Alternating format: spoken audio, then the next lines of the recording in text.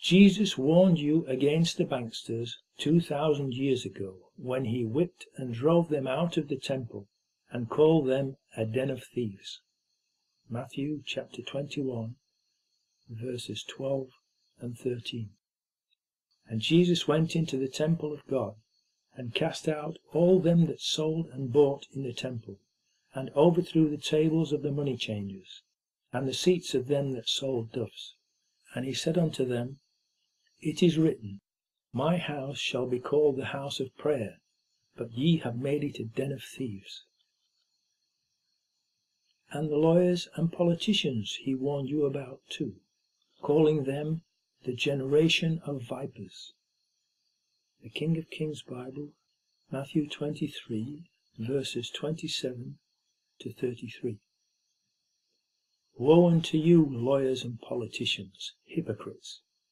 For ye are like unto whited sepulchres, which indeed appear beautiful outward, but are within full of dead men's bones and all filthiness. Even so ye outwardly appear righteous unto men, but within ye are full of hypocrisy and iniquity. Woe unto you, lawyers and politicians, hypocrites! Because ye build the tombs of the prophets, and garnish the sepulchres of the righteous, and say, If we had been in the days of our fathers, we would not have been partakers with them in the blood of the prophets. Wherefore ye be witnesses unto yourselves, that ye are the children of them which killed the prophets. Fill ye up then the measure of your fathers. Ye serpents, ye generation of vipers, how can ye escape the damnation of hellfire? The link to the King of Kings Bible is jartruth.net/KOFKAD.htm. But again you took no notice.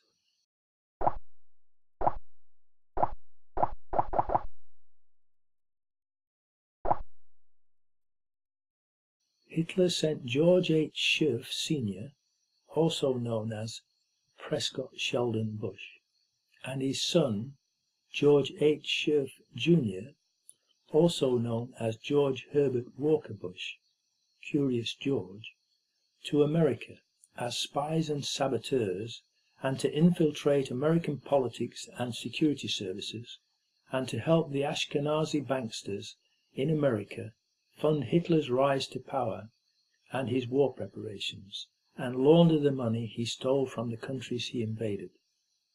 The Scherffs, Bushes, are also Ashkenazi counterfeit Jews masquerading as Christians to fool the American people.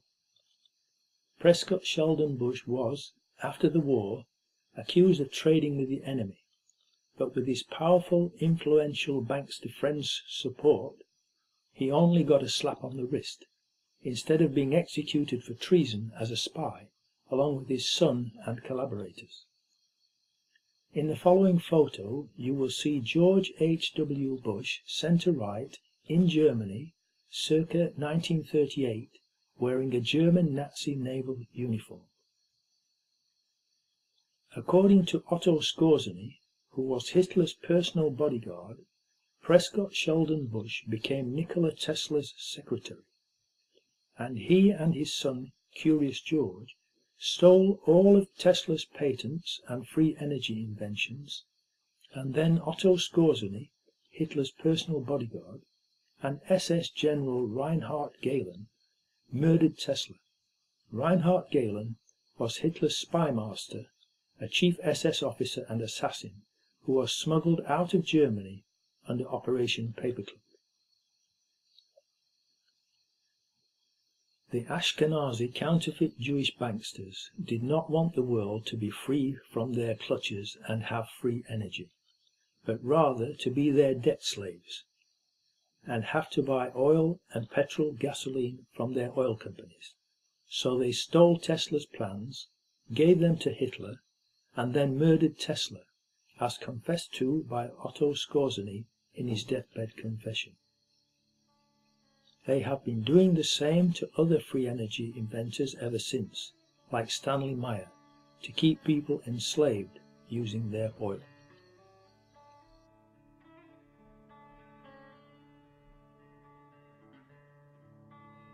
The Ford Motor Company had factories in Germany that produced vehicles that were used to kill American and British soldiers.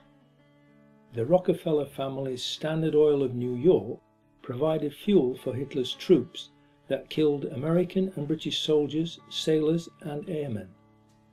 At least a third of the Hitler SS Schutzstaffel were Ashke-Nazi counterfeit Jews, just like their bankster financiers, whose motto is perpetual commerce through perpetual war.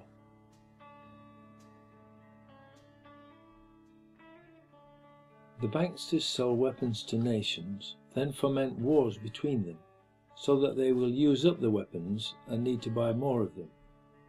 During the war, the buildings and infrastructure are destroyed so that, when the war is over, the banksters make lots more money rebuilding everything, ready to sell more weapons and foment another war in order to destroy it all again and endlessly repeat the cycle. During these wars, they bankrupt nations, creating debt slaves of everyone, and kill off millions of people of other religions, particularly Christians whom they hate with a vengeance, but also Muslims and others, leaving themselves to eventually be the only survivors and own the whole world and have it to themselves. The Nazis did not lose World War II. The German Christian people did. The Nazis won World War II. After the end of World War II, during Operation Paperclip, more than 50,000 Nazis, including rocket scientist Wernher von Braun, were imported into the USA and incorporated into the OSS, the Office of Strategic Services, which then became the CIA. The Nazis were smuggled out of Europe via the Vatican Jesuit ratlines under orders of the Black Pope, the Supreme Jesuit General, portrayed as Darth Vader in the Star Wars films. The links for articles about the films are jartruth.net/darth.htm and jartruth.net/starwar.htm. The Jesuits were formed by Ashke-Nazi counterfeit Jew Ignatius Loyola, whose family converted to Catholicism in 1492 under the edict of the Grand Sanhedrin during the Inquisition and expulsion of counterfeit Jews from Spain. The link for the article explaining this is jartruth.net/illumin.htm. In 1481, the Inquisition started in Spain and ultimately surpassed the medieval Inquisition in both scope and intensity. Conversos, secret Jews, and new Christians were targeted because of their close relations to the counterfeit Jewish community, many of whom were counterfeit Jews in all but their name. Fear of counterfeit Jewish influence led Queen Isabella, known as Isabella the Catholic, and King Ferdinand to write a petition to the Pope asking permission to start an Inquisition in Spain. In 1483, Thomas de Torquemada became the Inquisitor General for most of Spain. He set tribunals in many cities. Also heading the Inquisition in Spain were two Dominican monks, Miguel de Murillo and Juan de San Martin.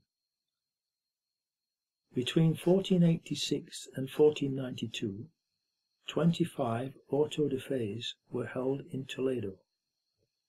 467 people were burned at the stake, and others were imprisoned.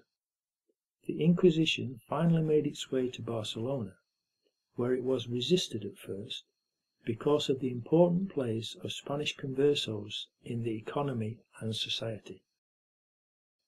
More than 13,000 conversos were put on trial during the first 12 years of the Spanish Inquisition.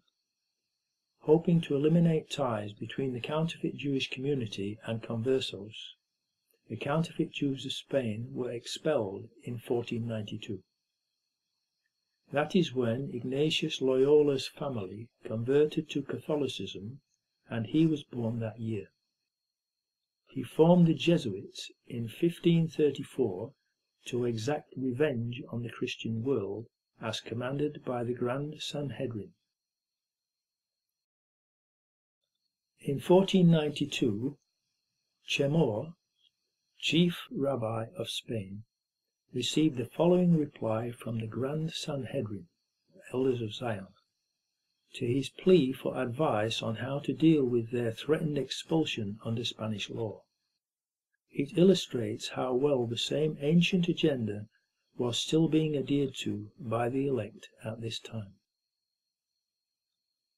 Beloved brethren in Moses, another lie. We have received your letter, in which you tell us of the anxieties and misfortunes which you are enduring. We are pierced by as great a pain to hear it as yourselves. The advice of the grand satraps and the rabbis is the following. 1.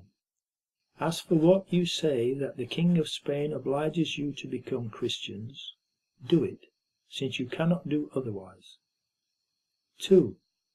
As for what you say about the command to despoil you of your property, make your sons merchants, that they may despoil, little by little, the Christians of theirs.